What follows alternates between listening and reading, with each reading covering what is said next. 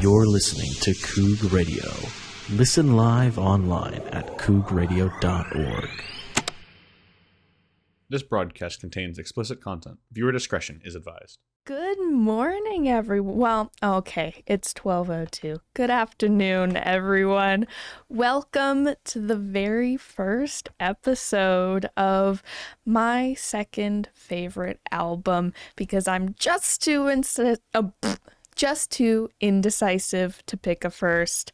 But yeah, my name is Kylie Sickles. I'm the station manager here at Coog Radio, and I finally have time to do my own show, so I'm really excited.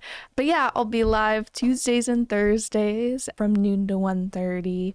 And yeah, I'm just going to talk about an album that I really like each week. Some weeks, like this week, it'll be a little bit more chill, just kind of talking about why I love the album, songs that I love specifically, but there will definitely be some albums that get a little ranty where I find meaning in each song, like an English teacher finding meaning in curtain colors, you know? So, but this week will be pretty chill. We're starting it off on a chill note. But yeah, we're going to be listening to Lover by Taylor Swift. So yeah, let's hop into my second favorite album, Lover, with its first song, I Forgot That You Existed. So Lover follows her Reputation album, right? Reputation was when the whole drama with Kanye West, where it was, you know, everything with the song Famous and stuff like that. So Reputation was branded as this very much like, oh, you know, she's bringing back her reputation. It's like, you know, almost like an angry album of her just being like, you know, how could you do this to me? You know, I'm coming back stronger. And then so to open Lover with a song literally called I Forgot That You Existed, that's clearly alluding to this of just like, I'm over it. Like, I don't know. I love it. I think that it's a very chill song. It's not one that I necessarily listen to by itself a lot, but I think it fits really well into the album. But yeah, I just think it's a very fun and chill song. And talking about like, it isn't love, it isn't hate, it's just indifference. Like, I think that line is pretty cool of just like showing when you get over something, a lot of times you don't necessarily love it or hate it. You just kind of, sometimes it just kind of crosses your mind and you're like, oh yeah, that happened. Like, that was wild. And how much peace that brings you to suddenly not have to spend so much energy on, you know, something that you dislike and something bad that happened. So that's the first track on the album. Next up, we are going to go, oh gosh. Oh, it's already such a good song. We're going to go to Cruel Summer. This is an amazing song. I hope you're strapped in and ready. But here we go. Probably my favorite song on this album, for good reason. It's recently received a resurgence. This album came out in, I think, 2019. And I don't think any of the songs on it hit number one when it originally came out. But Cruel Summer, I'm pretty sure it hit number one pretty recently, just because of its resurgence after the Eras tour, because it's the first full song that she plays, and she hypes it up because she's like, this is the first bridge of the tour, because Taylor Swift is known for her bridges, and like, it's so good. I remember I was fortunate enough to go to the Eras tour with my amazing partner, and I looked at him and I was like, when this song came on, I was like, you're not ready for this bridge. It's amazing. I love this song to death. So a little bit about my past with this album.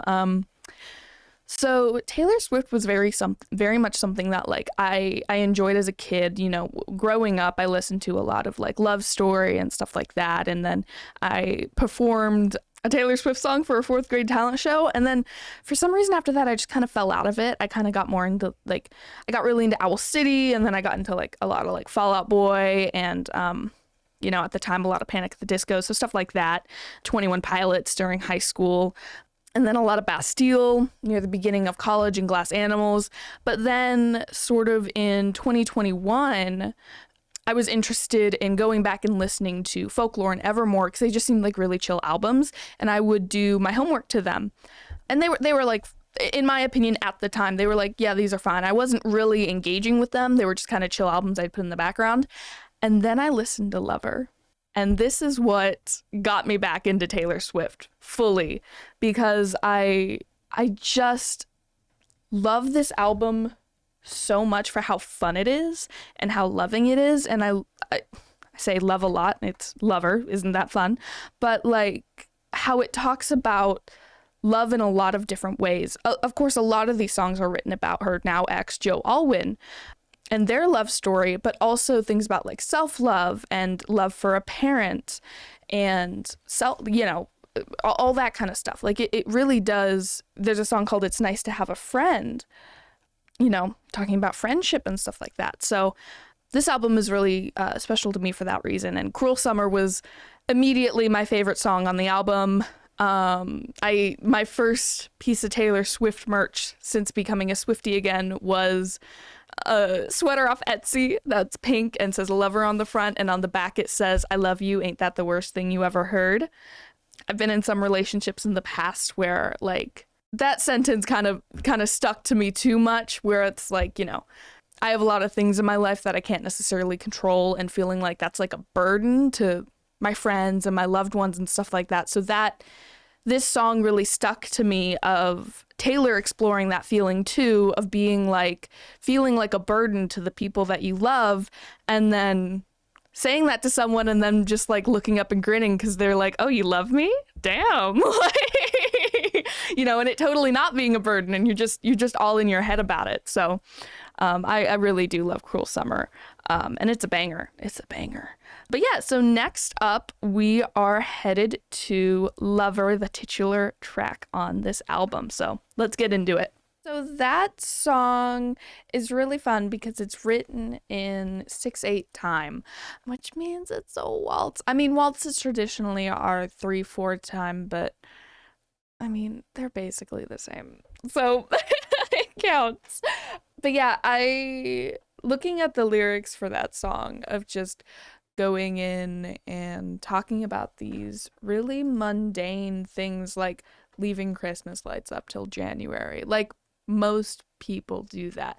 But saying these things like we get to decide these really mundane things and make them really exciting with this person that you love. And I think it's so sweet. And talking about, have I known you 20 seconds or 20 years, of just when you meet someone and you connect just so closely that you feel like you've known them forever, and you just click in that way is amazing. And yeah, like even the lyrics of we can let our friends crash in the living room is just like this is our place, we make the call. And having your own place with a special person and living with them and being able to be like, this is our space that we control. This is like our sanctuary. We decide who we can let in, and the fun and the joy that, we can experience with that. And I think it's so sweet. And the bridge is also gorgeous. Like, it's so evocative of a wedding, right? Like, ladies and gentlemen, will you please stand? I take this magnetic force of a man to be my lover. My heart's been borrowed and your has been blued. Obviously referencing like wedding tradition of something borrowed, something blue. Like just showing commitment to someone that you love by referencing marriage and making a lot of allusions to Western marriages. I think it's just so sweet, and it's a gorgeous song, and it's a little heartbreaking with newer songs she's released post Joe Alwyn breakup, where it's like talking about how, I wouldn't marry me either and stuff like that, of how excited she was to commit to this person, and they weren't there for her, and that is its own sadness. But this song by itself is very sweet. But yeah, next up, we have The Man by Taylor Swift. So let's get into it. That song is so good live. She does this amazing set piece during the Eras tour where she's climbing up like scaffolding and stuff like that in like an office. Well, scaffolding that looks like an office building, and she has a big suit jacket on. It's gorgeous.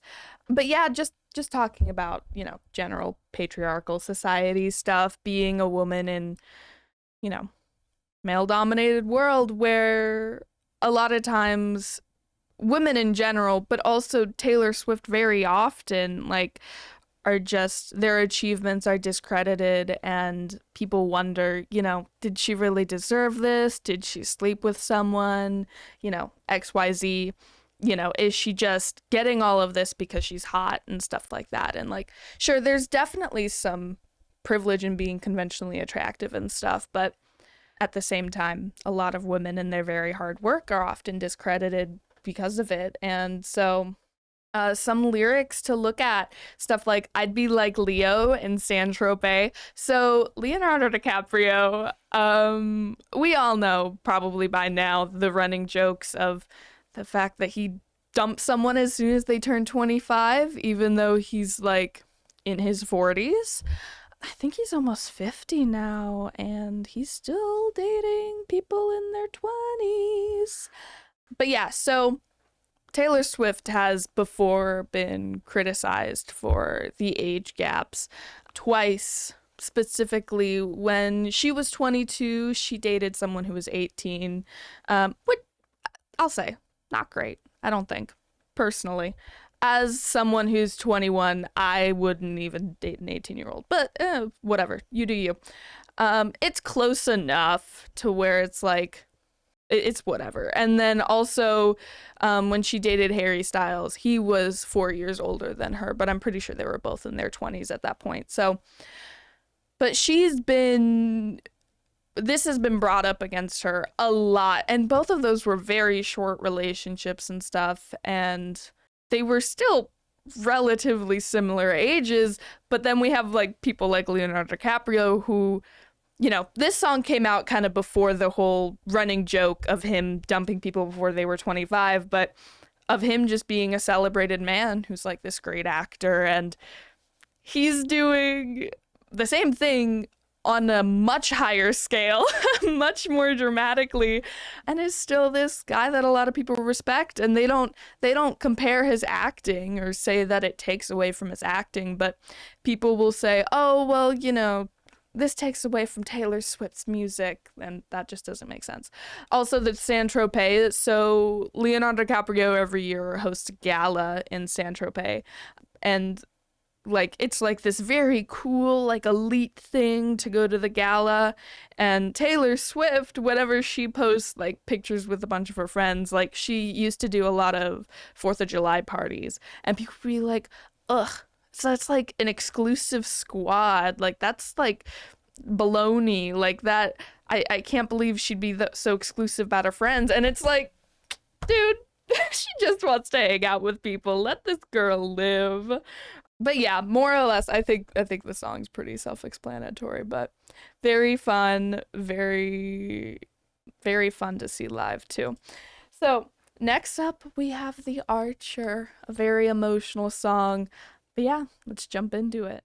So with The Archer, this is a gorgeous track 5. Now, Taylor Swift is known for her track 5s being kind of the more emotional songs, like Dear John was her track 5, stuff like that. But yeah, this is also one of the songs that I fell in love with when I first listened to Lover, just describing someone who always has their walls up just because they've been hurt a lot. They've been the person to hurt a lot. I've been the archer, I've been the prey. Who could ever leave me, darling, but who could stay? Like, I've been the person to end a relationship or a friendship, but I've also been, someone broken up with and stuff like that. So, being this person that a lot of people might like, value and love, and being like, well, who could leave me? People love me, but then also internally having a lot of that fear of just like being unlovable and like you're a burden. And so this album, or this track, really resonated with me when I was sad. Of just being like, how do you find someone that you can trust enough to know that they love you and to stay with you even when others leave? You know what I mean? So, help me hold on to you, stuff like that.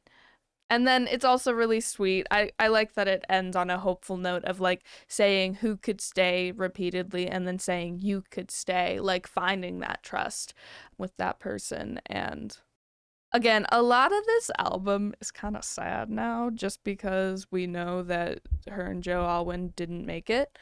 Which is sad because these are all written about Joe Alwyn. So, like, the end where it's like, yes, you could stay. And then it's like a couple years later, no. But anyways, let's jump into the next track, which is going to be, I'm pulling up my list. I Think He Knows. Oh, this one's so fun. Okay, cool. Let's jump into I Think He Knows by Taylor Swift.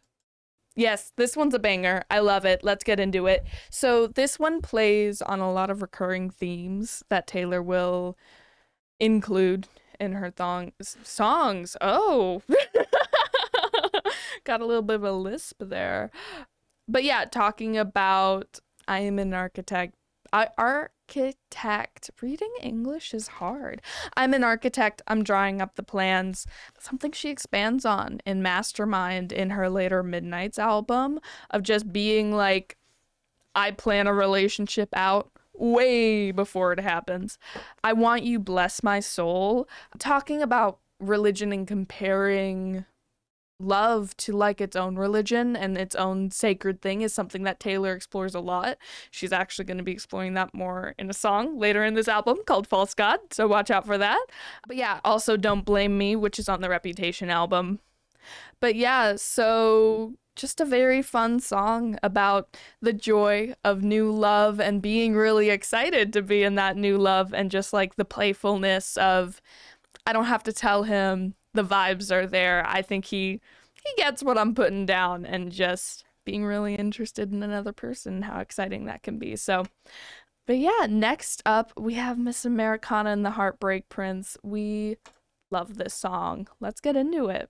This one's gonna be a little bit of a rant. I actually forgot that this album is a whole ass hour long, so we're gonna speed run the ones after this a little bit so we can get through it because we're like halfway through, and that was song 7 out of 18. So we'll go faster through the next ones, but this one will take a while because I want to.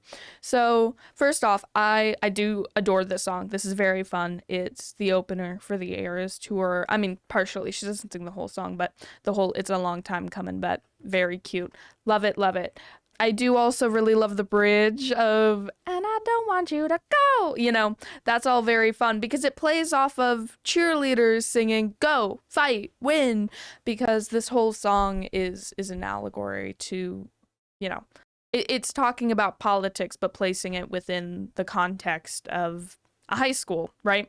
Actually, on the Spotify storyline, Taylor Swift writes, this song is about disillusionment with our crazy world of politics and inequality set in a metaphorical high school. So let's break that down. So this album comes at an interesting time in Taylor Swift's kind of life and image, I guess. So as we see in her documentary, Miss Americana, which is named after this song, this is a point in time where she begins being a lot more active and vocal in politics.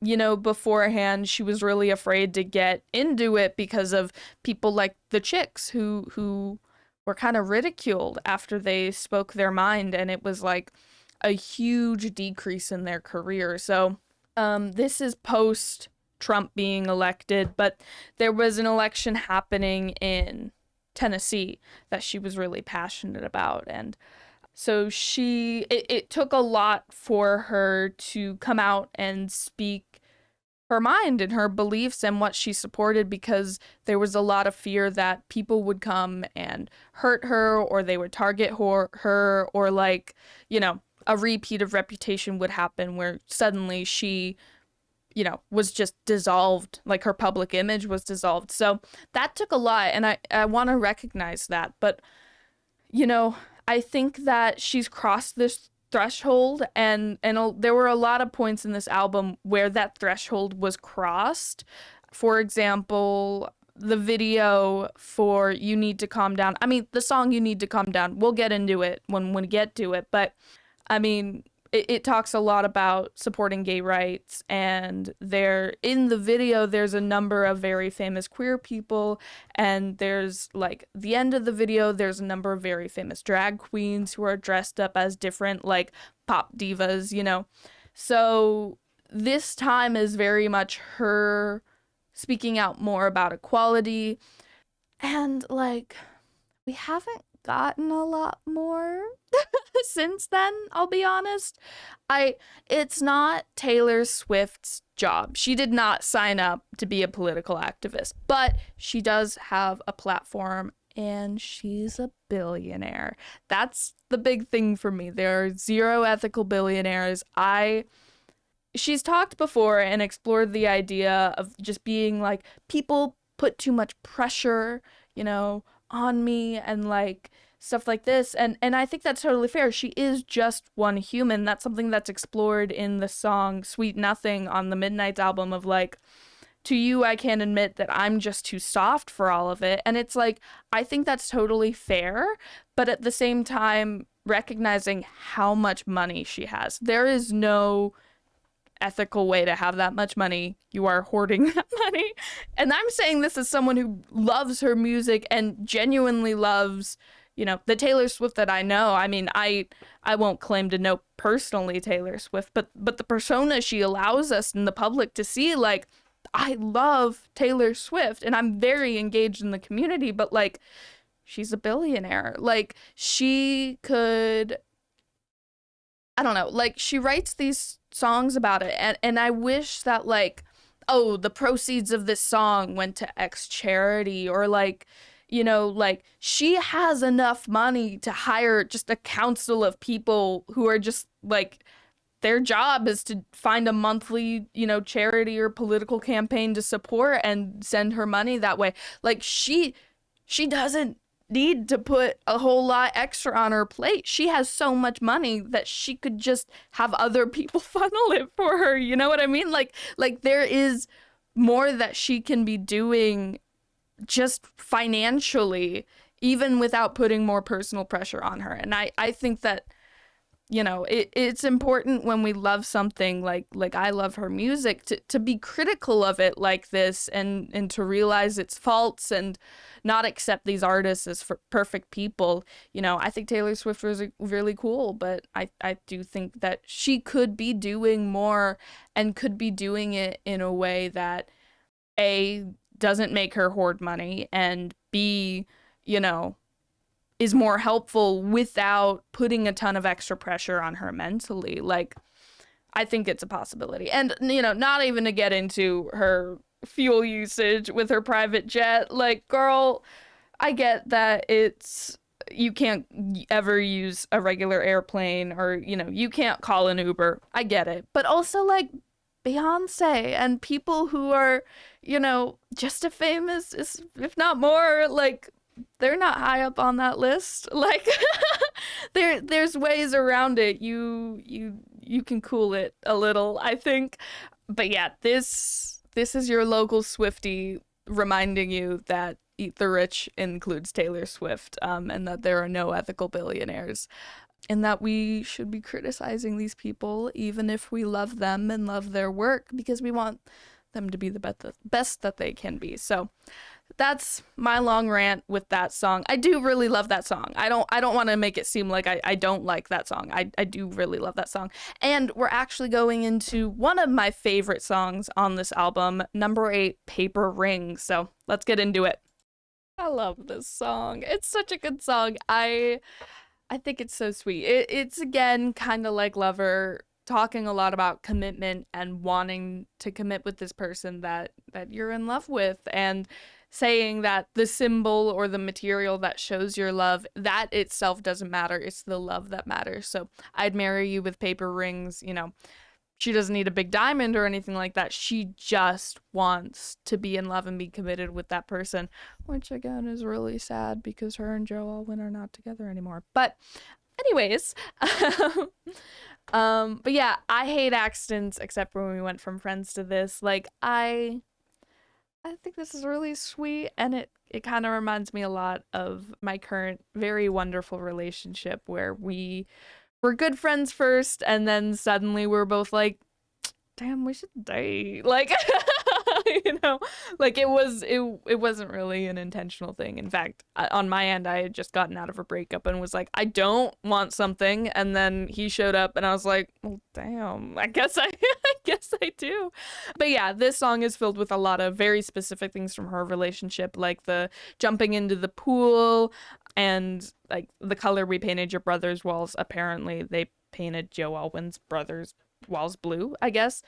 I guess that's lore, but something else she mentioned about this song was using a lot of retro songs. She didn't want the song to have any modern sounds on it. So I think it's really fun. And I Want Your Dreary Mondays, which is an allusion to Joe Alwyn being British, but also like I just think it's really sweet when you're talking about like I want the boring stuff too. I don't just want your fun jumping in the pool, stuff like that. I will be with you when it's not very exciting, and you know that happens with life. But we'll get into the next one, Cornelia Street, number 9. That's here. I was gonna say by Taylor Swift, but y'all know that. So Cornelia Street, here we go. Another one of her songs where she ends it the same way she starts it, where she just kind of repeats the beginning, which is very fun. Cornelia Street, super sweet, talking about a place she had in New York when she was first dating Joe Alwyn, just being like, you know, this place reminds me so much of you. I don't know how I could ever stand to be here if we broke up. Yeah, so rip Cornelia Street, I guess. But yeah, I'm also realizing how little time we have left. So I'm gonna speed run these and I might have to skip some. Nobody get mad at me. We're gonna jump to Death by a Thousand Cuts. Why Taylor Swift is talking to traffic lights? That's a great question. We will never know. But yeah, Death by a Thousand Cuts, banger of a song. I'm pretty sure she wrote it. I'm Googling it now. I'm pretty sure she wrote it about a TV show. And like, because this is not a autobiographical song. Yes, it's a Netflix film called Something Great. Inspired this song, and I've never seen the show, so I can't talk about it too much. But it's a very fun song. Inspired some fun costumes on the Eras tour. People dressing up as traffic lights and all that. I love the bridge. My heart, my hips, my body, my love. Trying to find a part of me that you didn't touch. Of just talking about how much, when you love someone, how it can affect your entire being. You know, it kind of seeps into every part of your life. And trying to, you know, now I'm searching for signs in a haunted club. Haunted is a word that she loves to use. Her song Haunted is my favorite song of hers. Just talking about how love can be so haunting when you lose it. Paper cut stings from her Paper Thin Plans kind of contrast Paper Rings, where paper was used to signify love. Now it's pain. And yeah, my time, my wine, my spirit, my trust. I love this bridge. You can tell by just how much I'm talking about it. That's also something that kind of comes up in Maroon, a song on Midnights, where she talks about someone spilling maroon wine onto her and stuff like that. And so that's a common theme. But yeah, so we're gonna skip some. I'm sorry. I do love these songs. I've loved this entire album. We just don't have time. London Boy is fun. London Boy is very fun. And if you're listening, not live, go listen to it. Pause this. Go listen. London Boy.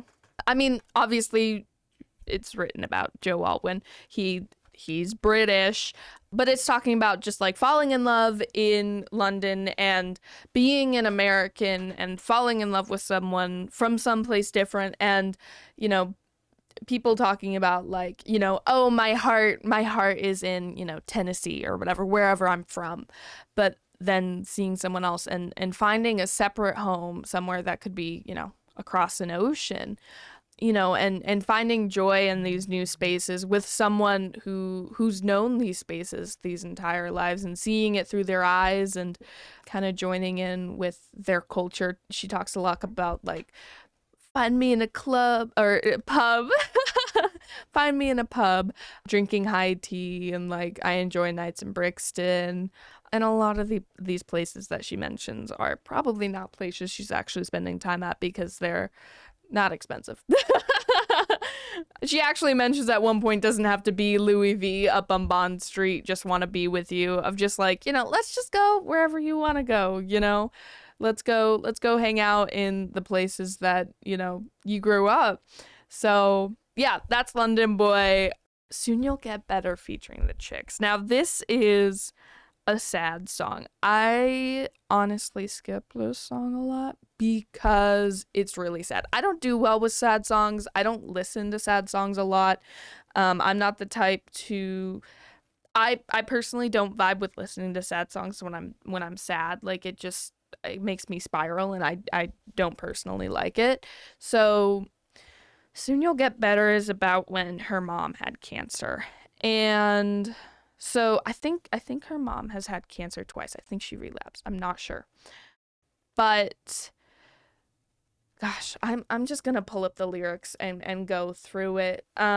It's with the Chicks, which is significant. So the Chicks are formerly the Dixie Chicks. The Chicks are more country, and Taylor grew up listening to country. She started as a country singer, and so she writing this song about her mother, who she is extremely close to, like she is very, very close to her mother, and talking about this illness that she has and doing it with someone who was a childhood hero is really impactful, because it's kind of showing that innocence. And like, even though, Taylor's in her 30s, of just being like, when you have a parent who's seriously ill and you have a really good relationship with that parent, how that it kind of makes you feel like a helpless little kid. And that's something that I've definitely felt a lot, and I relate to this story a lot. Both of my parents have medical issues, and someone else very close to me also had cancer at one point, and actually I've had multiple people around me have cancer at some point, and the fear of that of them getting cancer again, because it's more likely, and the fear of losing them. And so she talks about how the buttons of her coat were tangled in her hair in office lighting. I didn't tell you I was scared. And like, when you're in those situations, kind of your brain kind of just goes blank, and you're like, you think about dumb stuff. You're like, oh, the buttons on my coat are in my hair. Like your brain just kind of stops working and stops processing the issues at hand, and starts going like, wow, I never noticed that like the vein on the back of my hand does this weird thing. Like your brain just tries to focus on anything else. And she says, holy orange bottles each night I pray to you, talking about the medication that her mother takes to try to save her, and desperate people find faith, so now I pray to Jesus too. And like, you'll get better soon because you have to. Like, there is no other option. I cannot imagine a world without you. And talking about the delusion of her mom being like, yeah, I like the nicer nurses, and like making the best of a bad deal and trying to brighten it. She talks about, I'll paint the kitchen neon, I'll brighten up the sky. I know I'll never get it, so there's not a day that I won't try. Like, just even though it's futile, trying to brighten up this situation that is so dark and so terrifying and so sad, of just trying to find a place to not only have hope yourself, but also have hope for the person that's sick. Because I do want to emphasize that this is a song about someone else being sick. And that's its own interesting thing of like looking in and being like almost like this selfish pain of like, this other person very well could lose their lives. They're in the real fear. Like, like the person singing this is not the one in danger, but still being the one of like, I'm so scared, and talking about how it impacts them and stuff like that. So I don't know. I think that a lot of people relate to it, and it is a very specific fear and feeling, and not one that you can really bring up a lot, because you don't want to be selfish. You don't want to put your worries onto this person that is, super ill. Like, that's just not something that you do. So you bring it up to other people and you vent to other people. And if you're Taylor Swift, you make music about it. So, and she even mentions, and I hate to make this all about me, but who am I supposed to talk to if there's no you? Like, talking about how important her mother is to her. And it's like, I don't want to make the situation about me. You're the one who's sick, but also like, I can't do this without you. Like, I don't know what I would do if this illness takes you. Like, this won't go back to normal. It's been years of hoping, just trying to find hope in a really dark time. So that soon you'll get better. I'm also gonna skip False God. I know, 3 in a row. I'm sorry. This part of the album isn't my personal favorite, but that's okay. I still love it. Next up is False God. This is the horny song. Is how I describe it. I mean, a lot of times in her music, she'll make alliterations to religion in comparison to love. And False God is all about that. False God is talking about a couple, her and Joe Alwyn, right, but a couple in general, kind of getting into a fight. And like, she says, like, we were crazy to think that this would work. Remember how I said I'd die for you? Like, she even mentions we were stupid to jump in the ocean surrounding us, like the Atlantic Ocean, because they're separated because, he's British. And like, I can't talk to you like this. Like, you're staring at the window, not paying attention to me. They warned us about this. And then the chorus is just like, but, maybe we'll get our way with it. Of like finding something to be okay with. And, she also talks about like, we'd still, even if this is a false god, we'd still worship it. Things like the altar is my hips and stuff like that, So talking about how I think that the term false god kind of shows that she thinks that she agrees that this isn't the most healthy way to make up sex, but going through and still understanding the value of finding that love again, even if it's a false god, and finding that connection again, even if it's just physical, and using that as a way to open up vulnerability to then talk about the issues at hand and stuff like that. Like, yeah, like talking about patching up good, begging for forgiveness, a lot, there's also some wine and stuff like that, like lots of allegories to religion. But yeah, we'd still worship this love, even if it's a false god, is kind of the thesis of this song. Next up, we're going to listen to this one. I love You Need to Calm Down. This is fun. We're going to listen to it. Let's get into it. I love this song. I know it's cheesy. I love this so much. It's so much fun. And I mentioned it a little bit earlier, but like the music video for the song is very important in the grand scheme of her career. So it featured multiple queer YouTubers and queer identities. People like the cast of Queer Eye were a part of the music video. And then at the end, there's also, like I had mentioned, a number of drag queens dressed as famous pop divas like Ariana Grande and such at the end doing like a pageant. And I'm pretty sure RuPaul's in this too, but I don't fully remember. But yeah, and then also sideline, she also makes up with Katy Perry in this. She and Katy Perry had a feud a couple years earlier. And I think that's just kind of sweet to use this as like a showing love for, she doesn't have a feuds with a lot of people, but, showing love for someone that, you were kind of fighting with before. And of course, some lines like, say it in the street, that's a knockout. You say it in a tweet, that's a cop out. Talking about like just the rampant hate on Twitter. Or X, sorry. That's constant. Snakes and stones never broke my bones, going back to when everyone was calling her a snake, when she kind of got, canceled back in 2016, I think. Everyone was calling her a snake. But, like, you just need to calm down, and can you not, like, step on our gowns? And why are you mad when you could be glad? GLAAD specifically spelled capital GLAAD, which is the Gay and Lesbian Alliance Against Defamation. Like, why are you mad when you could just support people and support equality? Like, there's sunshine on the street at the parade, but you'd rather be in the dark ages, like spending all that time making that sign. Like, it's just sad to spend so much time and energy on hate when you could just chill it. Now, this is another song that reminds me of more things that I wish she'd do for activism. And again, I know that like that's not her job and what she signed up for, but she's a billionaire, so I'm going to critique her. So I wish that with this song, like, it was released in a time when drag queens were more like in the mainstream, they were more fun. In recent years, there have been some very, very terrifying things in the news happening to, you know, drag queens and trans people and, you know, people who break the gender binary in general. Like, scary shit is actively happening, and I wish that she had performed this song on the Eras tour and had performers in drag. I feel like she had so much power that, like, people in the South, there were artists who tried to do that and they got shut down. They were like, we're gonna stop your show. But Taylor Swift, like, restarted the economy with this. Like, people were naming her like honorary mayors. There's no way they would have stopped her from coming.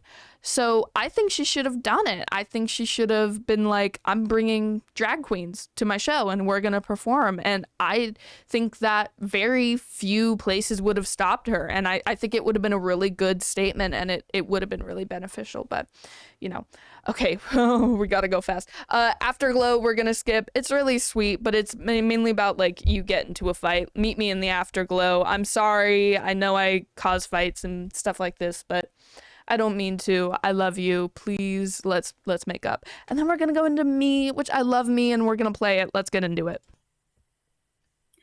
Hello, everyone. This is Kylie from the future here on a much shittier microphone, so apologies for that. Oh god, I can see I'm already peeking. But we unfortunately lost the very end of this episode just due to some saving errors on our end, so we're going to try to figure that out. But in the meantime, I gotta talk to you about Me off of the Lover album. So I love this song a lot. A lot of people like skip it because it's corny, and especially when it came out, it got a lot of hate. Just 'cause it is a very corny song. Let me start out with that. It is very corny. It's very cute. Like, but yeah, it's so fun, and I think it's so joyful and so happy. And the music video for it is so gorgeous, so colorful. So this was actually the leading single off of Lover. And the album title hadn't even been released yet. And she was like, oh, the album name is teased in it. And you can see in the background of one of the shots in the music video, there's a big like neon Lover sign. And that's gorgeous. And also in the music video, which is very fun. I really do recommend watching it. Very colorful, very fun, very cute. There's this scene where Brendan Urie, who's also in this, and we'll get into that in a second, but Brendan Urie is like trying to make up with Taylor Swift or whatever, like these characters that they're playing in this. So he first hands her like flowers and she's like, no. And then he hands her a ring, I think. And then she's like, no. And then he hands her a kitten and she's like, oh my God, I forgive you. You know, like it's beautiful. And so Taylor Swift loves cats. That's like a very known thing about her. She loves cats. Before this, she had 2 cats named, I think, Meredith Grey and Olivia Benson, just named after TV shows, right? And there's behind the scenes videos for this music video showing this kitten that she's holding, and I think his name's Benjamin, but it's this adorable little gray kitten with these gorgeous blue eyes. And so the handler hands her the kitten, and she's like, oh my gosh, like fawning over this cat. Rightfully so. It's a very, very cute cat.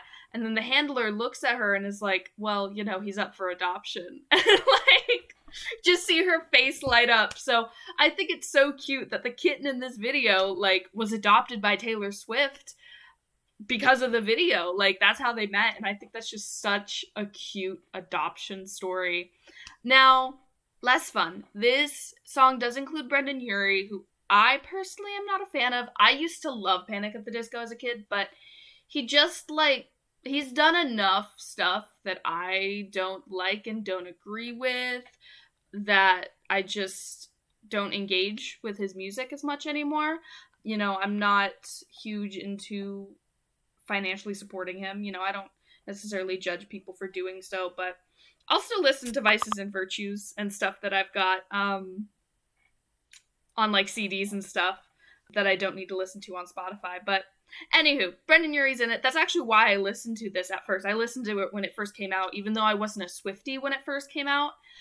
This was before I got back into Taylor Swift, but I was really into Panic at the Disco at the time. So I was like, oh, Brendon Urie song. And I was like, oh, this is cute. This isn't what I was expecting from a Panic at the Disco collab. And it's great. I do love this song. Also, like, she's gotten so much hate from this song just because it's so corny. And there's a part in the original where they go during the bridge, hey kids, spelling is fun. And it's adorable. Like, yes, it's corny. Yes, it's cheesy, but I love it. And she took that out of the release versions. I don't fully know why. I think it's because people just hated it. But, like, I think it's so cute and so fun. And just whenever I hear it, I always sing that, even though it's no longer part of the release version. So, anyways, that's me. Next up, we're going to talk about It's Nice to Have a Friend. So, feel free to go take a listen to that. I'll give you a little second. Boop, boop, boop, boop, boop. Okay, we're back. Let's talk about It's Nice to Have a Friend. So, this song I don't listen to a ton, I'll be honest. It's very cute and very sweet. It's just kind of not for me. But I do think it's really important within this album because it's Lover, but it's not just about romantic love. It's also about self-love and love for your family and love for your friends, which I mentioned at the beginning of this episode. But so this song is very important. It's just not really for me. But so the main thing that I really have for this song to say is that it was in the Megan trailers, like the Scary Doll trailers, which is wild. That movie is wild. I saw it in theaters. But yeah, It's Nice to Have a Friend. And now finally, we're going to talk about Daylight, the 18th track on this album. So yeah, Daylight. We're going to talk about the 18th track on this album. So if you're listening to this right now, please feel free to go take a little listen to that song. I'll give you a moment. And yeah, let's jump into it. So Daylight being the closing track off of Lover, it's such a soft and sweet song.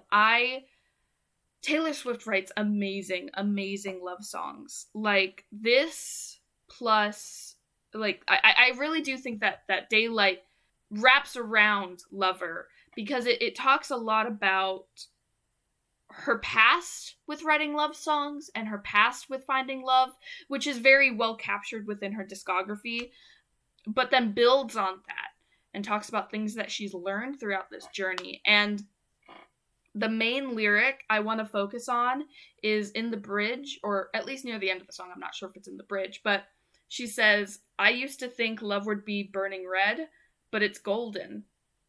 And that line is so powerful to me, especially coming from Taylor Swift. So if you're not familiar, Taylor Swift does have an entire album called Red. It was her third studio album, and critical acclaim. It was one of her last kind of more country albums before she dove into pop with 1989. And yeah, it was about, like, you know, Jake Gyllenhaal and all that. And during that time period, also on that was I Knew You Were Trouble When You Walked In, We Are Never Getting Back Together, 22. Lots of very, very big songs came from that album. But the titular track on that album, Red, was talking about, it's all of these metaphors for love, like losing you was blue like I've never known, missing you was dark gray all alone, but loving you was red, burning red. Like, so it's talking about when you're in love and it's just so passionate and there and fiery hot, you know. But then in this song, Daylight, she revisits that thought years later. And as a full adult now, you know, I think she was probably, I mean, yeah, she must have been like 21-ish when she wrote Red.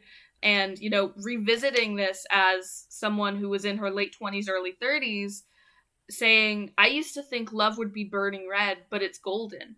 And talking about that and, you know, realizing that love can take multiple forms, and also, like, love can be this calming contentness, this golden light that illuminates, something that's not burning and fiery and passionate, but just like a constant glow that's just sweet. And I think that's really impactful, and that's also how I view love. And I love that line so much, and I think that it has, that one tiny little line has so much meaning behind it, just from her whole discography, that it's so meaningful and impactful to me. So, yeah, but this was the Lover album. Thank you so much for listening in, you guys. I really enjoyed doing this. This was my first time recording anything like this. You know, as studio manager, I've told people a lot how to do this process. So I'm very familiar with it in theory, but I never actually done it myself. So I'm very, very excited to get this experience and to continue. And I love just talking about random albums. So this is so fun. Thank you so much for listening to my second favorite album with me. And have a great night, you guys.